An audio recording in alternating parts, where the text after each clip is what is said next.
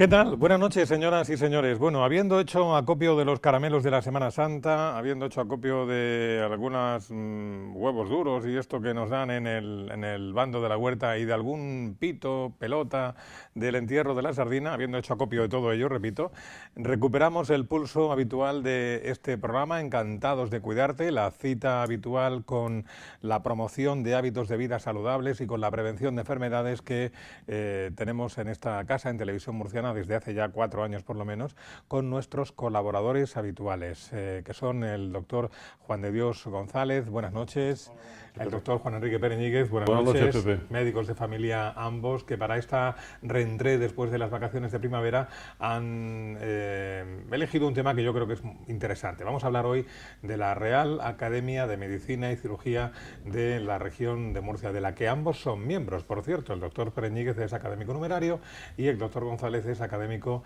correspondiente. Una institución, toda una institución en la región de Murcia, una de las academias más antiguas de España, la cuarta o quinta más antigua, ahora lo precisaremos, con una antigüedad de más de 200 años y que sigue en pie, sigue en vigor, sigue trabajando, sigue programando actividades, conferencias, bueno, pues un tema interesante, insisto, para retomar nuestro ciclo de Encantados de Cuidarte. Y está también con nosotros el vicepresidente de la Real Academia de Medicina y Cirugía de la región de Murcia, que es el doctor José Antonio Nuño de la Rosa. Doctor Nuño de la Rosa, buenas noches. Buenas noches. Bienvenido. Permítame una pregunta coloquial, así para empezar. ¿Cómo se portan estos dos chiquitos con la...? Porque comparado con la academia son dos chiquitos, entonces dos chiquitos con la academia, ¿cómo se portan? Se portan bien. ¿Se portan bien? Sí. A veces hay que llamarles la atención, pero bueno, más que nada es pedirles estímulo, colaboración, ilusión, y realmente no fallan, no fallan. Bueno, yo sé que es un tópico, pero decir que es toda una institución en la región de Murcia no es quedarnos cortos. Yo creo que es la institución, después de la Iglesia, del Obispado, es la más antigua. Son más de 200 años ya, Pepe. Y en vigor, con actividad y con futuro. Muy bien. Doctor Pereñíguez, doctor González, ¿por dónde empezamos la tertulia con el doctor Nuño de la Rosa? Pues José Antonio yo le quiero especialmente. Tenemos una serie, una trayectoria común. Yo creo que fue uno de los primeros que no solamente se fijó en los temas de la atención primaria, que empezó a desarrollar y a elaborar lo que suponía la atención primaria, y fue uno de los primeros que observó, seguramente antes alguien lo vio, pero él fue el que dio el paso de estudiar y de cómo valorar a la atención primaria en la modestísima persona del que les habla, de que al lado de la inmensa mayoría del resto de especialidades no estábamos ahí. Y es un contrasentido, ¿no? El contrasentido en el sentido, valga la redundancia, de que si el 40-42% de los profesionales médicos, y esta es una Real Academia de Medicina y Cirugía, tienen su actividad y realizan su actividad en la atención primaria, no había una representación, porque esto, como él sabe muy bien y mejor que yo, que fue mi maestro en estas cosas, uno se representa a sí mismo, pero de alguna forma, cuando se habla de las personas como él, cuando aquí nadie hacía TAP, él estaba con la medicina nuclear. Cuando se habla de Pascual Parrilla, se habla de la cirugía, no había nadie que estuviera, no representando, insisto, pero sí de alguna forma siendo una pequeña referencia, una modesta referencia de la atención primaria. Yo creo que en ese sentido, él, que es socio honorario de la Sociedad Murciana de Medicina de Familia, estuvo atenta a esa jugada, me tuvo que soportar durante una temporada y dimos ese paso. Tú sabes que en mi nombre, por supuesto, pero con el resto, y Juan de Dios era el presidente de la Sociedad en aquella época de Medicina de Familia, te estamos muy agradecidos, ¿no? Y modestísimamente, en lo mucho que representa Juan de y en lo poco que represento yo, vamos incorporándonos con absoluta normalidad a la academia. Yo se lo agradezco especialmente, porque claro, es que hay que ver el elenco que hay dentro de la academia, ¿eh? Los profesionales de mayor nivel y de mayor carrera profesional sanitaria hay no solamente en la región, en España, y algunos con proyección internacional, ¿no? Que a un modestísimo médico como yo, o como lo poquísimo, insisto, que represento, nos da juego. Entonces, a mí me gustaría preguntarte que, bueno, y a ti esto de la primaria, ¿esto cómo te dio a ti? Esto, ¿tú sabías que existíamos? Bueno, esto lo he contado en privado a los dos, y Para mí fue un descubrimiento cuando ocupé la dirección médica del Hospital Virgen de la Risaca. Entonces incorporé de 2000 a 2002, esos 2 años, yo ocupé la dirección y me di cuenta de que era imprescindible incorporar a los mejores. Y los mejores suelen estar en esa edad media de los 45-55 años. Cogía 7 u 8 y entre ellos estaba Diego Teruel, que era el responsable, el jefe o coordinador del área de urgencias del hospital. Todas las mañanas, con el mismo hábito que los 30 años anteriores yo había tenido y todos los equipos tenían, nos reuníamos a las 8:30 en lo que llamamos normalmente los médicos en sesión clínica. Nuestra sesión clínica realmente era analizar los problemas del hospital. Entonces yo vi cómo Diego Teruel, que aunque no es de primaria, pero estaba rodeado de médicos de primaria. Si en el área de urgencia de la Risaca trabajan 30 o 40 médicos, yo creo que 36 son de medicina de familia. Y entonces vi el enorme nivel que tenía ese departamento, la importancia extraordinaria que tenía en el resultado final del hospital. Si aquello funciona, el hospital va sobre ruedas. Y cuando se atasca aquello, el hospital tiene que suspender intervenciones, las demoras en las consultas, en las exploraciones especiales se hacen insufribles. Con lo cual realmente yo empecé a descubrirlo. Yo bajé mucho. En aquella época además los médicos de familia tenían su guerra particular con lo que se consideraba una especialidad que nunca la ha sido, que son médicos de urgencias. Médico de urgencias es cualquier médico que ocupa el área de urgencias, está preparado para resolverlas. Luego, no es una especialidad. No sé si estáis de acuerdo vosotros.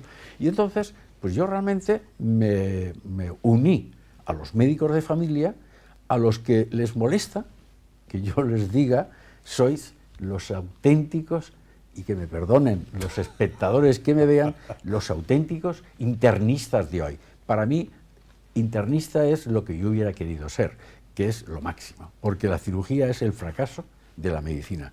Cuando hoy se contempla que a un señor le quitan todo un estómago que suelen tener 25 o 30 centímetros y debe pesar casi 1 kilo de tejidos, porque un bacilo ha producido una úlcera del tamaño de la uña meñique, pues, cuando nos reíamos de los antiguos porque se hacían hemorragias o cosas de este tipo, o sanguijuelas, bueno, ¿y esto que hemos hecho en el siglo XX?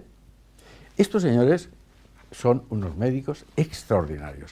Segundo lugar, ellos han hecho una especialidad, lo han hecho MIR, desde el año 80, me parece que es, pues tienen una formación absolutamente reglada, hacen su oposición MIR, eligen la especialidad y esto es una auténtica especialidad.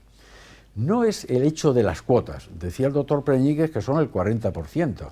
Yo creo que lo mismo que se habla en el feminismo de las cuotas, que tienen que haber tantas mujeres, no. Yo no creo que por cuotas tenga que haber 1, 2 o 3 médicos de familia en la academia. No, lo que está claro es que en la academia no puede haber una especialidad de tanta importancia numérica y que además une el que hay 15 o 20 figuras de nivel nacional dentro de esa especialidad y que no estén en la academia. Realmente la academia vivía de espaldas a esta realidad. Yo eso lo sabía y de pronto, pues un día que me invita al colegio a una cena a celebrar nuestra patrona, pues me sientan al lado del doctor Preñíguez. Y a mí me cautivó porque realmente es un tío con una personalidad arrolladora, con mucha fuerza. Adulador. Y yo vi 2 cosas. En primer lugar, que tiene carácter de líder y lidera.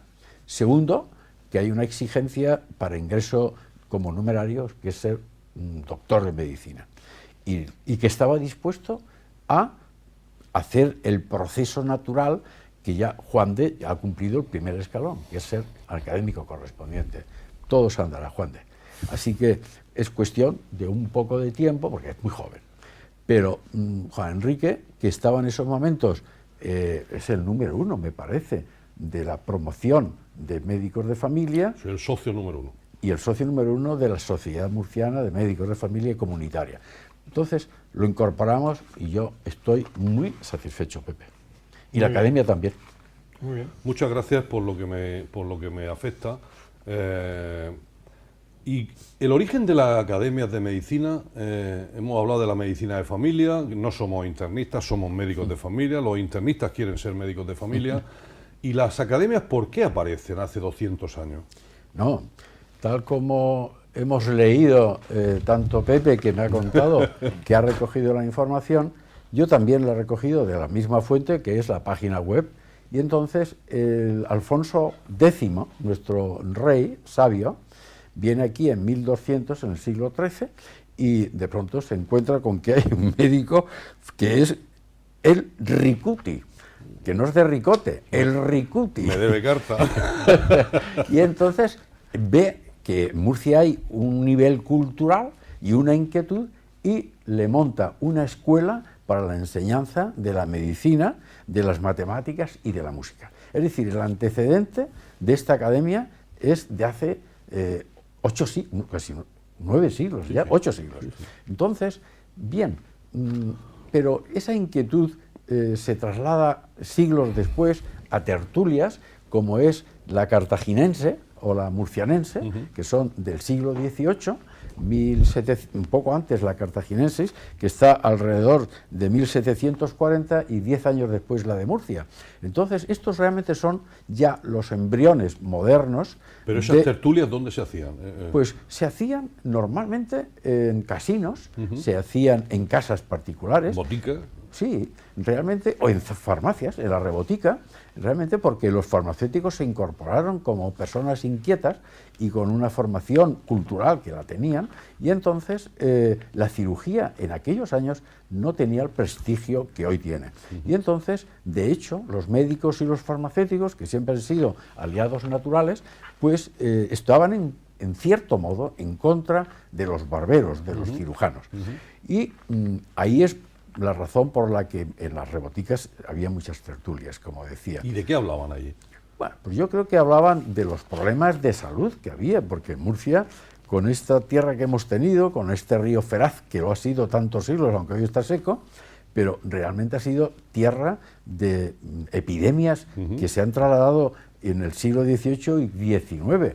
El paludismo, la fiebre amarilla, ha sido unas epidemias recurrentes. Y entonces, pues de todos esos problemas. Y claro, realmente la autoridad real, pensamos que la monarquía era absoluta prácticamente, hasta el siglo XIX inclusive, pues encargaba a lo que se llamaba la reina de los juicios o de los dictámenes a las academias o tertulias que dijeran qué opinaban sobre la salud de las aguas, la pureza de las aguas, o qué remedios se podían tomar contra esas epidemias. De hecho, ya en la Academia Murciana de 1811, pocos años después, los médicos se involucran en la lucha contra estas epidemias y hay 5 víctimas. Una de ellas un farmacéutico, otra un cirujano y 3 médicos clínicos.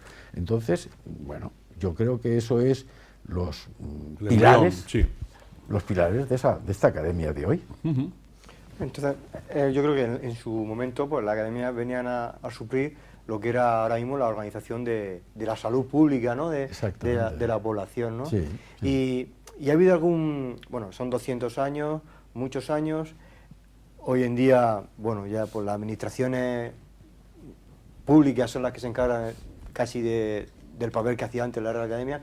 Pero ¿cuándo vivió su mayor apogeo de fama o de protagonismo en la Real Academia de Medicina de Murcia? La nuestra, la de Murcia, yo creo que su gran momento fue los finales del XIX, porque realmente fue cuando hubo muchas epidemias, cuando todavía había sanidad exterior. Cartagena era un puerto de inmigración o de exportación y realmente la Casa Real, los reyes, a través de sus ministros, de sus gobiernos, pedían dictámenes sobre qué hacer o cómo resolver o qué vigilancias había que tomar sobre los productos que se recibían del exterior.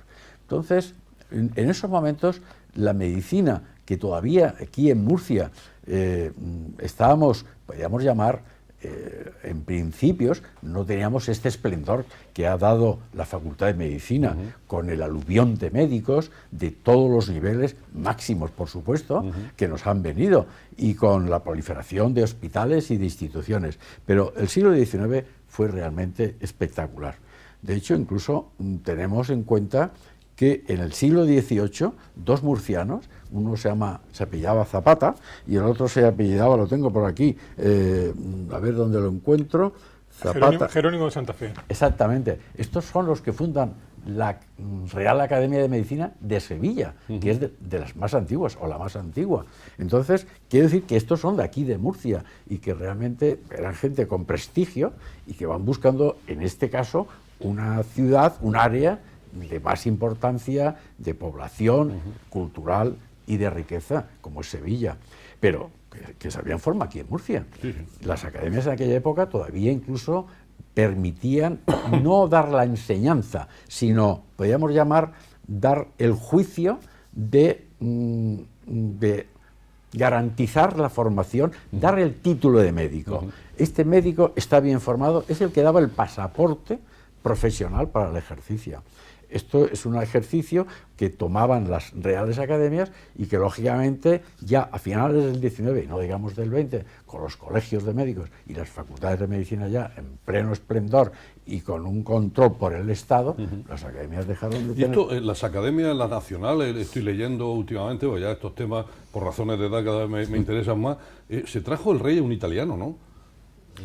Esto no sé. Sí. Parece ser que fue, parece ser que fue el propio rey, trajo un barroco médico italiano que fue el que puso en marcha la Real Academia Nacional de Medicina, y a partir de ahí se fueron desarrollando el resto.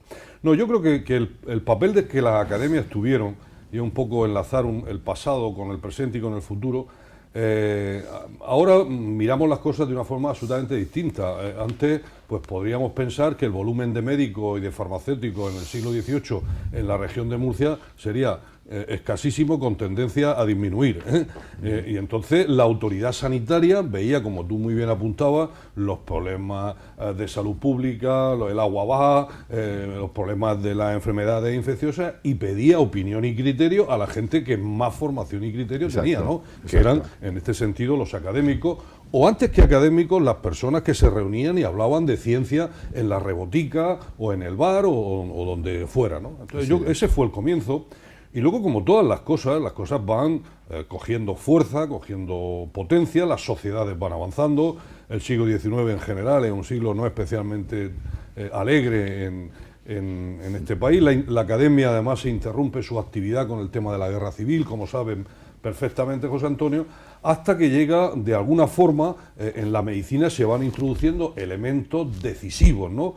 Como que son los analgésicos, anestésicos para poder operar a la gente. Esto lo contamos así, y claro, esto supuso un avance, pues eso, para poder operar a la gente. Imaginaros lo que era antes cortarle las piernas a una persona sin anestesia, o abrirle la barriga para operarle de una apendicitis. Tenía que ser, o sacarle una muela en directo, tenía que ser espectacular, ¿no? Luego la medicina va encontrando elementos de avance. Los antibióticos suponen una revolución importantísima, una de las más importantes que ha habido en la medicina, y la medicina se va haciendo más compleja. Esa complejidad hace que aparezcan estructuras que van controlando la actividad médica, ¿no? En su momento, en el año 40, el Instituto Nacional de Previsión, anteriormente la salud pública con los médicos de asistencia pública domiciliaria. Ya hay un control del Estado, y el Estado va desarrollando sus propios elementos de control, y a costa, entre otras cosas, de las academias. Las academias van perdiendo protagonismo científico y van ganando en protagonismo de las personas que son capaces de formar parte de la academia. Y yo creo que ese es el impasse que han tenido, salvo que tú me corrijas, hasta los últimos años, ¿no? Nada más que hay que hacer un análisis de las personas que, como José Antonio, han pertenecido a la Real Academia de Medicina de Murcia. Y es que los currículums son impresionantes, ¿no? de los distintos presidentes. No quiero personalizar, pero ahí está Máximo Poza, nuestro amigo el patólogo Guzmán Ortuño, por lo menos de los que yo conozco últimamente, Emilio, en fin, el actual presidente. Son gente que tiene un bagaje, no solamente en la academia, sino aparte de la academia, como carrera y como desarrollo profesional, pues de primer nivel, ¿no? Yo, de verdad, al principio entré no acomplejado, sino con ganas de sumarme a este flujo tan importante de personas. Yo creo que estamos en la fase, y esto podíamos hablarlo cuando queramos, de que ahora, José Antonio, ¿qué vamos a hacer de mayores? Yo antes quiero hacer una pregunta. Antes, ¿cómo se ingresaba en la Academia? ¿Era el rey, el gobernador civil el que decía? No, ¿Eran no, los no. propios médicos Jefe los que decidían? provincial del movimiento. Siempre ha habido unos estatutos Sí. y siempre ha habido unas normas. Entonces, la cuestión del No, tener... lo digo porque parece, hombre, uno lo mira desde fuera, tú lo has explicado muy bien, son gente con mucho currículum, con mucho prestigio profesional, científico, etcétera, y con proyección algunos internacionales, pero el que lo mira de fuera parece, eso parece que van, todos los que se jubilan se van. No, hay mucha gente. Ya, no, activa. pero desde fuera se ve, se tiene esa perspectiva de que, bueno, ahí, bueno, pues, se retiran y se van a la academia para hablar de sus cositas, de sus batallitas, y realmente no es así, ¿no? No es así, ¿no? A la primera parte de tu pregunta, yo te contesto, siempre han habido estatutos. Incluso en el siglo XIX, la Fundación tenía sus estatutos y sus normas de ingreso. El hecho de la exigencia actual del título de doctor en medicina, yo creo que es de principio del 20. Antes eras o no, puesto que, entre otras cosas, lo de ser doctor no tenía el componente del currículum que tiene actualmente. Por tanto, habían personas que no eran doctores, y yo creo que la mayoría, doctores tal como hoy lo tenemos entendido, pero que tenían un prestigio, un saber, un bagaje profesional, una experiencia que le daba un prestigio a ellos y a la academia en la que se ingresaban. Entonces, la segunda parte de tu comentario yo lo encuentro absolutamente ajustado a la realidad. Es decir, la percepción, y te lo digo de lo que yo sentía antes de ser académico numerario, puesto que yo soy correspondiente desde el año 1967. Luego dejé de lado la academia porque la consideraba lo que muchos consideran, como tú ahora mismo, que es lo que la gente piensa, un cementerio de elefantes, de tíos jubilados que hablan de sus cositas y tal, ¿no? Bueno, yo creo que eso ocurre en parte por la resistencia de los que ya están en la academia. Yo, de hecho, y Juan Enrique lo sabe, me he resistido al destino en el que me metieron en la propia academia a ser presidente. Yo tenía que haber sido presidente en el año 2010 y no quise serlo porque yo estoy en contra de que los jubilados sigamos siendo de número. Yo considero que el académico numerario es una persona que debe estar en activo, con todo su poder intelectual efervescente, en ebullición, con la capacidad de poder aportar actualización, conocimiento, difusión, no solamente a la sociedad civil, como ahora dicen, sino a los propios profesionales. Hombre, eso es la labor del Colegio de Médicos. El Colegio de Médicos actualmente está haciendo esa labor, pero su labor es más vigilar la deontología y las cuestiones laborales, porque ahora el sindicato se ha comido esa labor colegial. Y entonces yo no estoy de acuerdo con ello. Yo creo que los sindicatos dentro del ejercicio profesional, no vamos a entrar en eso, si queréis hablamos otro día. Pero vuelvo a tu pregunta. Yo creo que realmente esa percepción casi se ajusta a la realidad, porque cuando yo dije, es que yo propongo, si queréis que acepte, que a los 70 años, y yo ya los había cumplido, digo, pasemos a eméritos. Caramba, si hasta los obispos pasan a eméritos, ¿por qué nosotros no? Oye, ¿qué vamos a hacer? Digo, palmeros, dar palmas, pero es más, estando jubilados como estamos y sabiendo de antemano de qué se va a hablar, Pepe, es facilísimo llegar, y si no estás en activo, pues en Google consultas 4 cosas, te vas allí y puedes hacer alguna pregunta inteligente. llenar el foro de la academia de personas respetables que van a interesarse por aquello que dicen y que van a poder hacer un coloquio también de nivel. ¿Qué ocurre? Que ahora actualmente muchas veces tenemos el problema de que si queremos tener algo muy atractivo, tenemos que pedir que vengan gente de fuera de la academia, que son de Murcia, pero no son académicos, o de fuera de Murcia. A los de Murcia todavía nadie se atreve a pedirle a la academia una contraprestación económica, pero de fuera nos hemos encontrado con sorpresas que nos pedían 6.000 euros o más, por venir a más dar una los charla. gastos de viaje. Sí, sí, sí. Y además decían, póngase de acuerdo con nuestra secretaria. Eso realmente... En cualquier caso, José Antonio, no, yo no creo que sea un reducto fosilizado, no.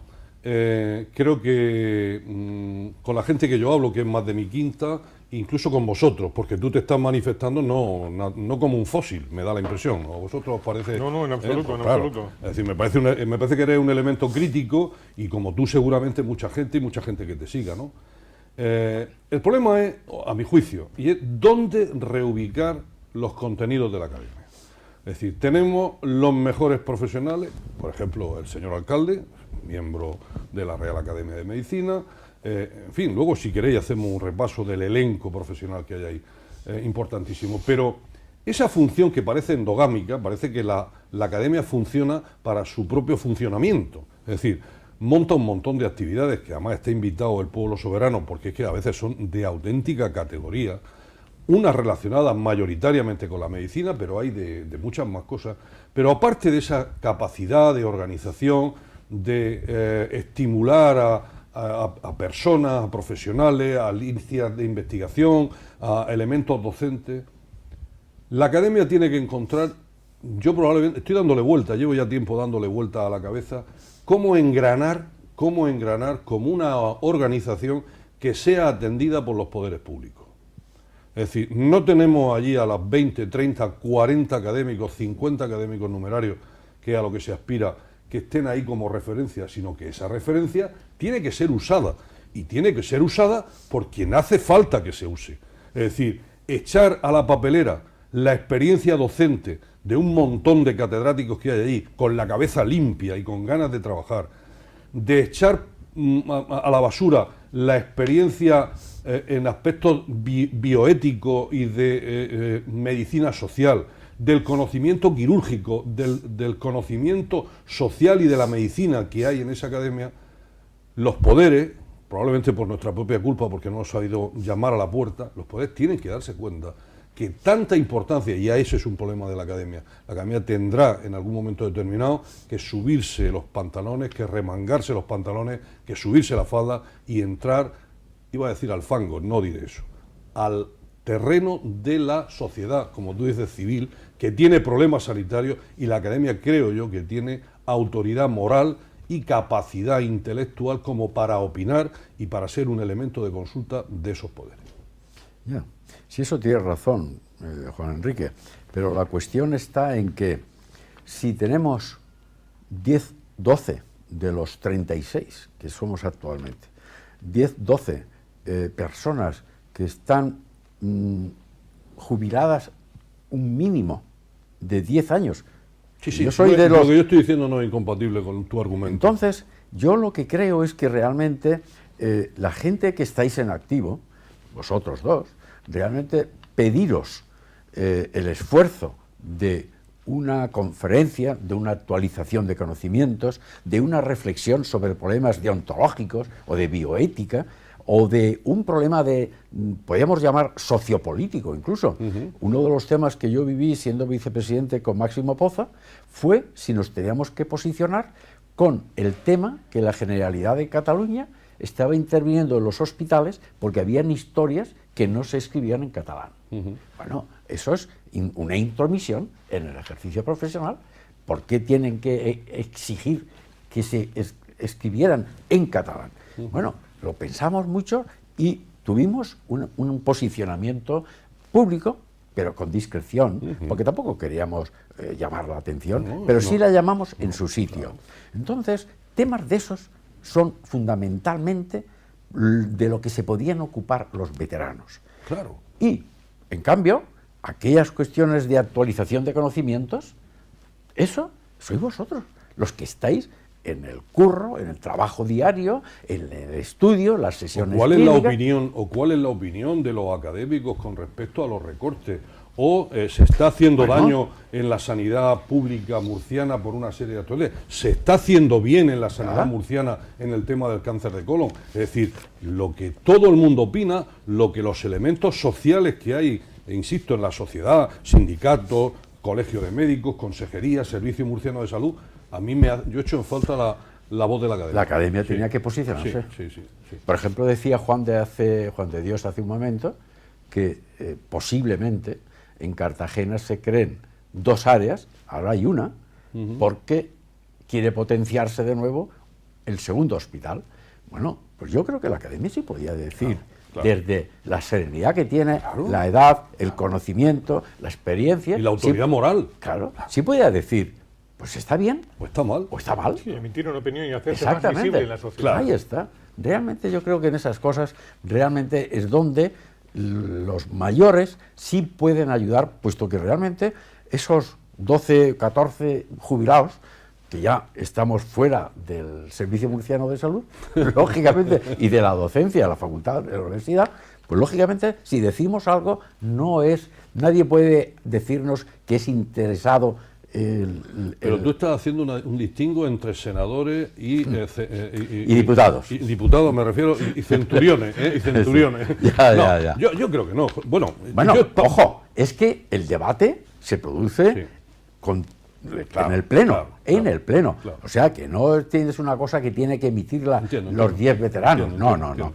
Esos veteranos pueden poner encima de la mesa. Poner encima de la mesa esta cuestión. ¿Qué os parece? Que estáis vosotros en los hospitales, en los centros de salud. ¿Qué opináis sobre esto?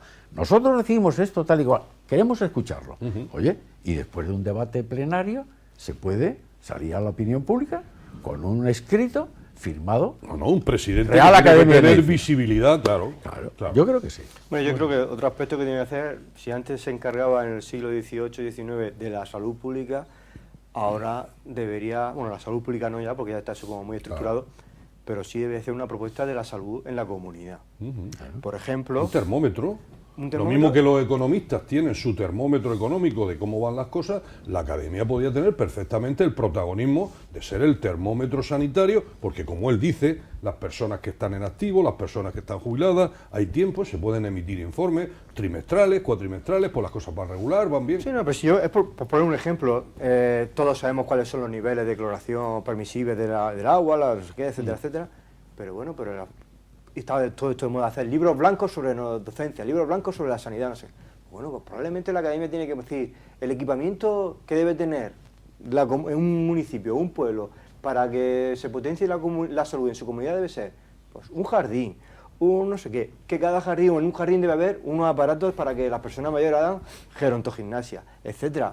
Yo creo que ese es el protagonismo que debe adquirir ahora mismo la academia, junto con lo que habéis comentado, ¿no? De que son personas experimentadas. Yo creo más en la potencia, no digo que eso no sea importante. Hombre, eso es más específico. Quiero decir que eso es muy importante, pero eso a mi juicio. Naturalmente tenemos que discutir porque casi nunca estamos de acuerdo en nada, pues ahora razones más. Por razones de edad. No, es que lo que tú estás comentando forma más parte del planificador y del gestor que debe de tener... Pero el gestor y el planificador se olvida porque pero hay poblaciones muy grandes que no tienen esos equipamientos. Estoy de acuerdo. Es decir, pero también es verdad que hay elementos sociales que controlan la actividad, digamos, del poder político. Estoy hablando de los sindicatos, estoy hablando de la oposición, pero para hacer cosas buenas, no para no ponerse de acuerdo, sino para construir entre todos lo que tú estás diciendo, ¿no? Yo te estoy hablando de la autoridad... Permíteme que haga... Claro. Yo estoy de acuerdo con Juan. Bien. ¿Por qué? Vamos a ver.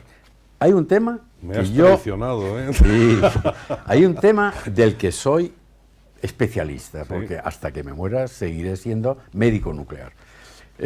Yo ahora mismo defiendo y estoy tratando de influir en el Servicio Murciano de Salud. He hablado con Paco Agulló, he hablado también con Daniel Fernández, y entonces, bueno, ¿por qué no 3 PET en la región de Murcia? Cuando está establecido en todo el mundo, no solamente Eso del en PET, Estados ¿eso Unidos. del PET qué es? A ver, no, lo digo porque estamos hablando al público. Bueno, pues el estudio con positrones, Positrones. de una máquina que inyectando una sustancia como es la glucosa... Es como una marcada- resonancia más fina.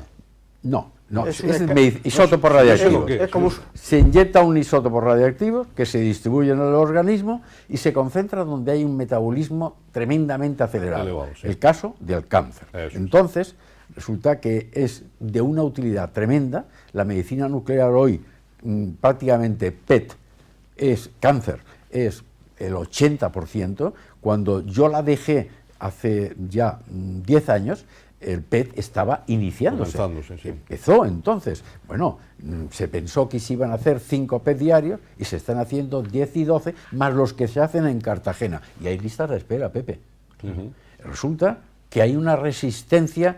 Bueno, ahí es donde la academia, que también yo realmente ahí no persigo nada, absolutamente nada, ni gano nada, pero sí se le puede decir al servicio murciano, es necesario que haya 3 PET en la región, tal como tiene establecido la Organización Mundial de la Salud. Entonces, lo mismo que se lucha porque hayan camas, ¿por qué no que haya PET cuando el cáncer es uno de los problemas más serios que tiene en salud nuestra región? Y A mí me encanta oír a José Antonio, me encanta porque es que lleva razón. Sin embargo, a él le encanta que yo le hable, no, que yo le dé el follón cuando yo le digo, me parece lo de los PET muy interesante. Pero más importante me parece que haya que potenciar, por ejemplo, del cáncer de colon, que lo tenemos encima, la prevención del cáncer de colon. Y que esta moda estúpida de no vacunar a los niños, hay que vacunarlos. En efecto, es decir, en que efecto. de esa conversación entre académicos o entre personas normales que tienen un dedo de cerebro, tú 2 y yo medio, saliera un posicionamiento real de cómo van las vacunaciones, cómo va, incluso... ¿Por qué la academia admito- no se ha posicionado en correcto, ese tema? correcto. Pero, bueno, Que había que comprar las vacunas en Portugal. No, pero Caramba, vamos a por Dios. flagelarnos lo justo. Nos flagelamos lo justo, hacemos No. autocrítica, que es lo que tenemos que hacer. Incluso a la hora del jardincito le vamos a decir a Juan de que nos ayude. Que sí, que el jardincito también. Vamos Muy a hacer importante. una pausa breve y enseguida vamos con la segunda parte del programa hoy dedicado a la Real Academia de Medicina y Cirugía de la región de Murcia.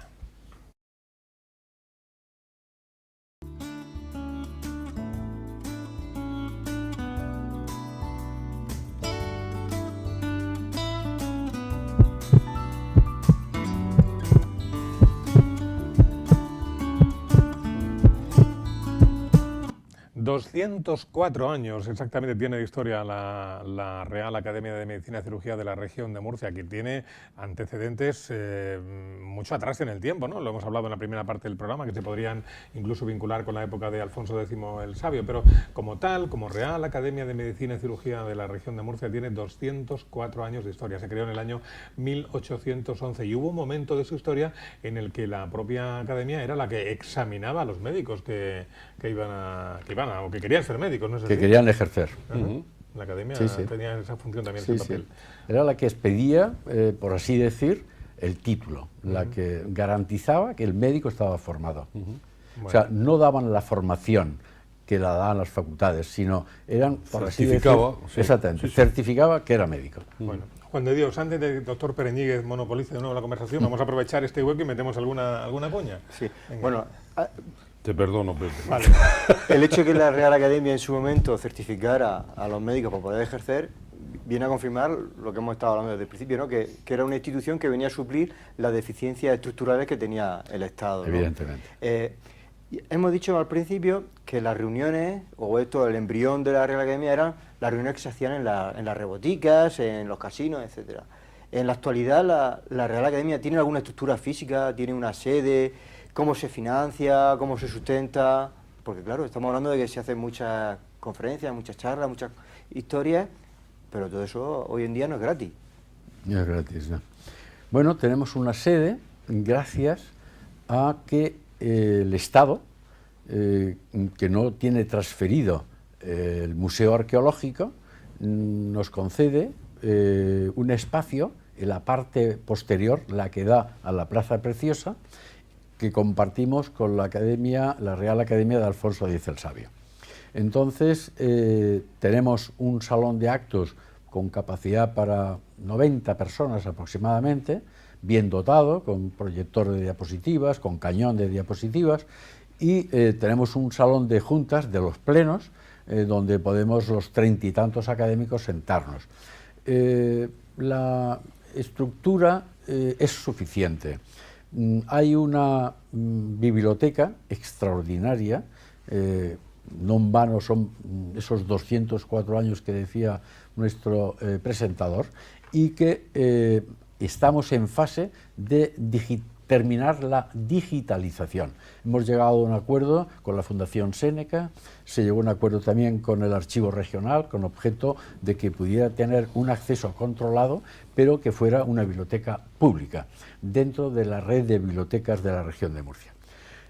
La financiación, pues esta academia ha estado siempre sostenida por la administración pública.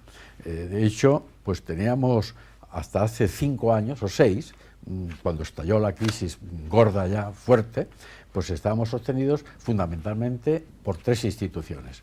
En Murcia, la Consejería de Universidades, de la que dependemos realmente, la Consejería de Sanidad, que desde hace 5 años, 5, Pepe, debería de conocerlo Juana, no nos da ayuda alguna. Y el Instituto de España, que acoge a las que son reales academias, a las que son nacionales, las que están en Madrid, y algunas de las que antes se llamaban de distrito, pero que por su antigüedad tienen la denominación de Real Academia y que están acogidas, como la nuestra, que se acogió, no creáis que muchos años, en 1990. En 1990 entramos a formar parte del Instituto de España. Entonces, gracias a ello, hoy que la financiación pública se ha resentido brutalmente, de hecho en universidades estamos en el 50% de hace 6 años, en sanidad el 100% cero, o sea, ha desaparecido. Tenemos el Instituto de España que nos da una ayuda, pero lo básico, y es donde estamos haciendo un estudio, porque debemos ir a la privada, pero la empresa privada, ojo, no da nada que no le reporte un beneficio directo, que aquí nosotros no podemos darle nada. Recuerdo que un académico decía que por qué no llegamos a un acuerdo con el Pozo y que pusiera el sello de la academia como garantía de calidad en los chorizos y tal. Bueno, eso es una broma realmente y todos nos reímos en ese pleno. Pero yo sí considero, por la experiencia que tengo, que hay una forma de que las empresas te puedan ayudar. Y es que la ayuda que te den, la subvención que nos den, sea deducible. Y eso es el mecenazgo. Resulta que el mecenazgo, el Estado se resiste brutalmente y la comunidad autónoma ni se lo ha planteado nunca. Pero gracias a que hace un año aproximadamente, de una manera absolutamente circunstancial, casual, pura casualidad, descubrí en un escrito que la inscripción al Instituto de España permitía que las ayudas que tuviéramos fueran mecenazgo. Por tanto, estamos ahora mismo en transmitir esa idea y podíamos obtener la garantía del sostenimiento. Porque ahora mismo, con Universidad EFAME, que es un aliado fiel desde hace muchos años, la Fundación Caja Murcia, que también es otro aliado estable desde hace varios años, pero que todo el mundo va reduciendo por la crisis, porque todos demandan a los mismos. Ahora estamos con la ilusión, la esperanza, mejor dicho, la esperanza de que la Fundación Sabadell Camp, gracias a que es presidente o vicepresidente Clemente García, con el que tenemos muy buena relación personal, pero todavía no ha cuajado y llevamos más de un año detrás de conseguir una ayuda. Por tanto, el sostenimiento, Juan de Dios, es complejo. Y esta falta de medios que se está notando en estos últimos años impide, bueno, si impedir no, dificulta extraordinariamente el que podamos organizar eventos de calidad, de gran trascendencia nacional. Es decir, está prohibido por completo el que vengan aquí figuras fuera de España, fuera de Murcia. gracias al acuerdo que tenemos con la Fundación de Estudios Médicos de Molina, podemos aprovechar que algunos conferenciantes fenomenales, ya que están aquí, un día más dan una conferencia en la academia con otro público, en otro lugar, como es Molina y Murcia, y podemos ofrecer esa novedad. Pero si no, es que es imposible, Juante. Es imposible. O sea, esa es la gran dificultad, el que sea sostenible. Decía nuestro tesorero que en estos 2 últimos años hemos pasado, como tú sabes, de estar en la UCI, económicamente hablando, sí, además se habló muy seriamente en círculos privados de la academia de la inviabilidad del proyecto por la crisis tan importante. Ahora ya estamos en planta y con tendencia a mejorar. Y yo creo que por donde dice José Antonio de la suficiencia presupuestaria vía mecenazgo, o habrá que ser lo suficientemente inteligente, la academia yo creo que debe ser libre. Creo que debe ser libre en opinión y libre en financiación. Y no seamos tontos. Si dependemos y también hay que asumirlo. O sea, que no nos podamos, no nos rasguemos las vestiduras.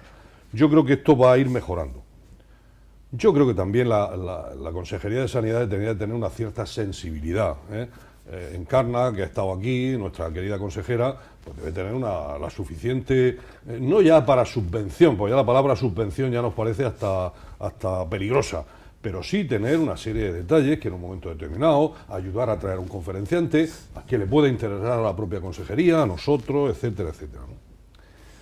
Y al hilo de lo que estamos hablando, yo creo que otro de los problemas graves de la academia, o de los problemas graves que estamos intentando resolver, o que vamos a resolver, José Antonio, nuestro presidente, Emilio, el anterior presidente, creo que estamos todos muy de acuerdo, es que la academia tiene que visualizarse. Aparte de las opiniones, aparte de dar opinión en el periódico, en la prensa, lo que estamos hablando, ser elemento de opinión y opinión pública, lo mismo no todos los académicos están de acuerdo, pero algunos sí. Yo quiero empezar a escribir en el periódico, seguramente desafortunadamente, con faltas de ortografía, pero que tendré que ir corrigiendo, pero la asistencia a medios como este, a las televisiones públicas murcianas e incluso a las privadas, yo creo que podrían observar la importancia de académicos como José Antonio y lo mucho que tienen que decir. Por ejemplo, la academia tenía que haber tenido, y lo ha tenido, representantes en el caso del ébola o en el caso de los últimos virus que tenemos. Es decir, estos son problemas que socialmente son muy importantes y que tienen foco y tienen repercusión desde distintos medios, pero por otras organizaciones. Sin embargo, la academia, que tiene los mejores allí, pues resulta que no opinan como académicos, ¿no? Entonces, la visualización, la televisión, la prensa, yo creo que ese es un tema que más tarde o más temprano tendremos que ir asumiendo y asimilando que el que no vende su producto fuera está muerto, está muerto. Es cierto. Segundo, ¿tú querías decir algo de una actividad de la academia? Preguntar antes si hay alguna conexión entre las diferentes academias de medicina que hay en España, o son absolutamente independientes una de otra. Bueno, hasta hace 2 años se organizaba cada 2 años, un congreso de reales academias. Ahora todas son reales, aunque no tienen el carácter de estar adscritas, como decía, al Instituto de España. De hecho, el último congreso se celebró aquí en Murcia el año 2011 y, que yo sepa, no se ha vuelto a celebrar. Quizá porque si la de Murcia tiene crisis, teniendo como tenemos algunos colaboradores, patrocinadores tan fijos y tan leales, como he dicho, Caja Murcia, EFAME y sobre todo la Consejería de Universidades, el Colegio de Médicos, ASISA, en fin, van surgiendo cada vez más. Entonces, yo tengo que deciros que ha habido algunas academias, como por ejemplo la de Valladolid y Salamanca, que estuvieron cerradas 2 o 3 años, cerradas en el sentido de no tener ni teléfono, 0 actividades, clausurada la sede, la persona que atendía la secretaría o el teléfono, nada. ¿Por qué? Pues porque realmente, hombre, un mínimo de estructura hay que tener. Y entonces, claro, cuando la crisis aprieta tanto, yo entiendo perfectamente que ahora mismo decirle a la consejera de Sanidad, oye, Encarna, que en el año 5-6 la consejería daba me vais a permitir que no diga la cantidad. Importante, ¿eh? Importante. Y ahora nada.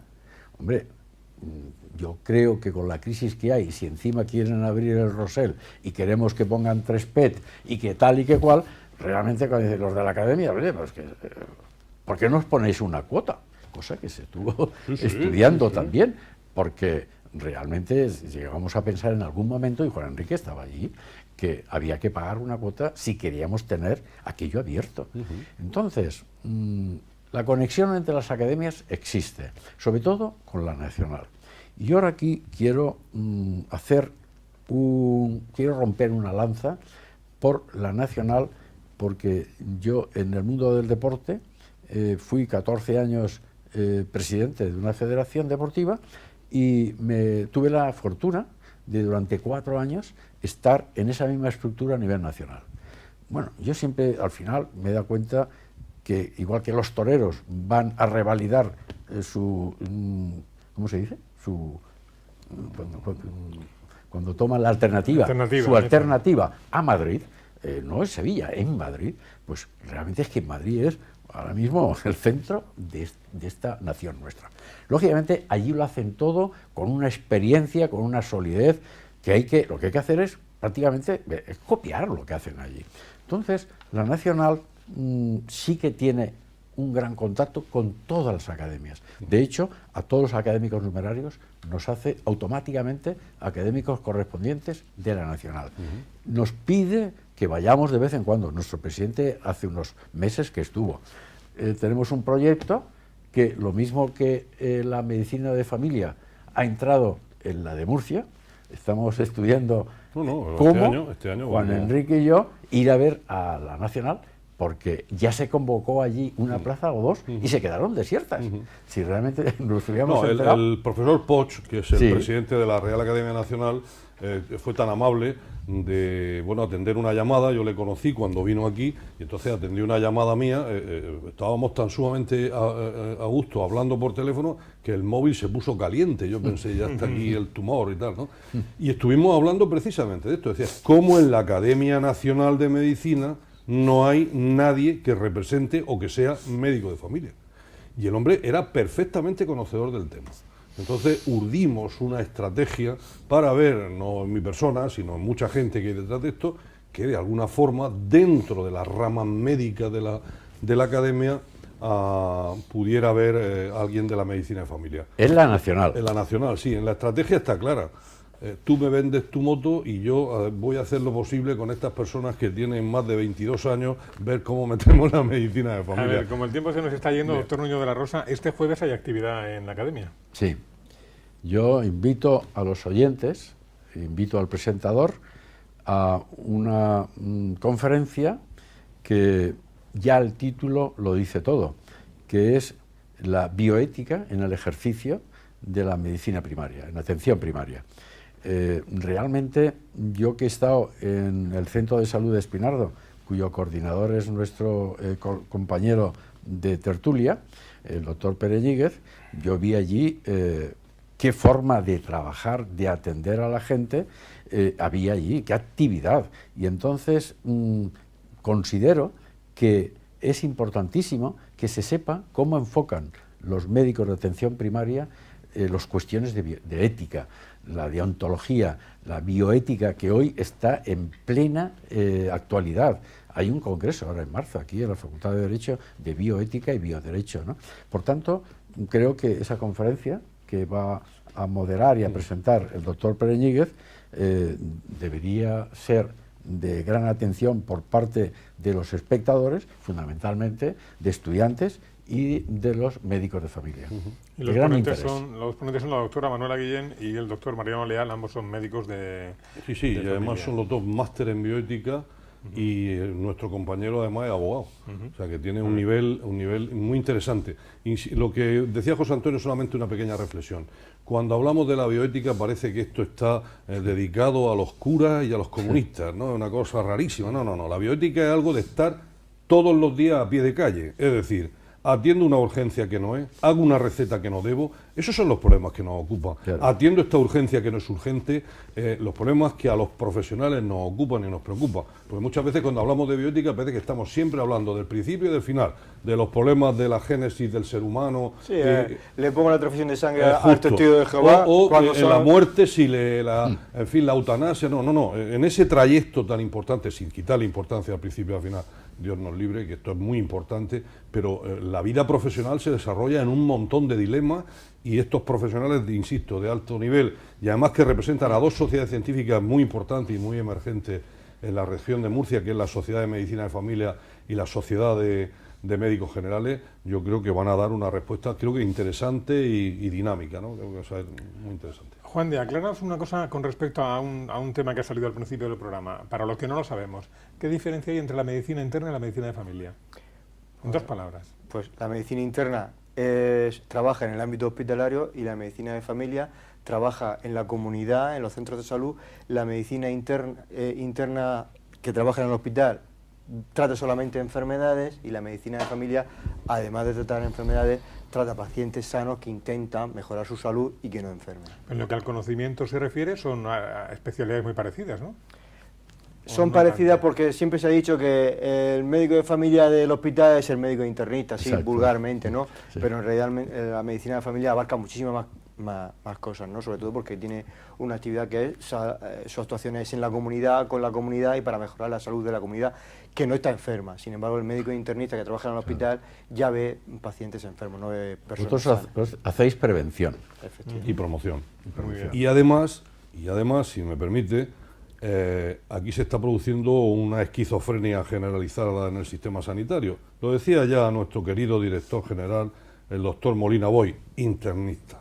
Y es que estamos llegando ya a un nivel, no ya de especialidades hospitalarias, sino de subespecialidades. No solamente está especialista de traumatología, por decir algo, está el del tobillo, y dentro del tobillo el tobillo derecho, y dentro del tobillo derecho la piel... Es decir, ¿qué es lo que ocurre? Que el protagonismo que tenía la medicina interna como especialidad que integraba Sí. el conjunto del ser humano ha pasado a la especialidad. Ha desaparecido. Entonces los hospitales están teniendo graves dificultades. Estoy hablando de servicios tan sumamente importantes y dirigidos con gente de tanta categoría como Francisco Salinas, el jefe de medicina interna, o Lozano en el Reina Sofía, Lozano, Paco Andreu. Paco López Andreu. Gente de tantísimo nivel que las especialidades, yo no creo que con criterios de rentabilidad, porque creo que no lo son, están quitando protagonismo. Entonces, hoy en el panorama sanitario español, a mi juicio, y sabéis que estoy dispuesto a pedir disculpas, hoy de los pocos profesionales que son capaces de integrar el ser humano y el cuerpo, son los médicos de familia. Y ojalá haya una reconversión de la medicina interna. Nosotros no queremos ser médicos de medicina interna, nosotros somos médicos de familia que asumimos promoción, prevención, investigación, docencia, etcétera, etcétera, etcétera. Son dos cosas distintas. Una es una especialidad hospitalaria y la otra es la especialidad de primer choque y primer nivel de materia. Y la similitud que existe, por ejemplo, siempre hemos dicho que el médico de familia es el gestor de la salud del paciente o de la persona, ¿no? Con el plan de patologías crónicas pluripatológicos que tiene el Servicio Murciano de Salud y la Consejería de Sanidad, el equivalente que ha buscado en el hospital para que gestione al paciente dentro del hospital es el médico de medicina interna. Está claro. Doctor Nuño de la Rosa, no es la primera vez que en este programa nos hemos ocupado de la Academia de Medicina, no va a ser la última tampoco. Vamos a ver si también nosotros en este programa nos ponemos las pilas y predicamos con el ejemplo y de vez en cuando, periódicamente, le damos un poco más de protagonismo a esta institución porque realmente lo merece. Muchas gracias por habernos acompañado, muy amable. Muchas gracias, Y Pepe. hasta otra Muchas ocasión. gracias a la televisión murciana. Doctor Pereñíguez, muy amable como siempre, muchas gracias. Quería yo, si me Sí, permites, 30 segundos. Claro. Quería hacer, y él sabe por qué le tengo especial cariño, yo ocupé el sillón número 4 que estaba ocupado por Antonio López Alani. Desde este programa quiero aprovechar para él y su familia darle un fortísimo abrazo y que sepa que me acuerdo y me acuerdo mucho de él. Transmitido queda. Doctor González, Juan de Dios, muchas gracias y hasta la semana que viene. Y muchas gracias, maestro. Nada, a vosotros. A vosotros. ustedes también, agradecidos por su compañía y nos encontramos la semana que viene con otro tema aquí en Encantados de Cuidarte. Hasta entonces.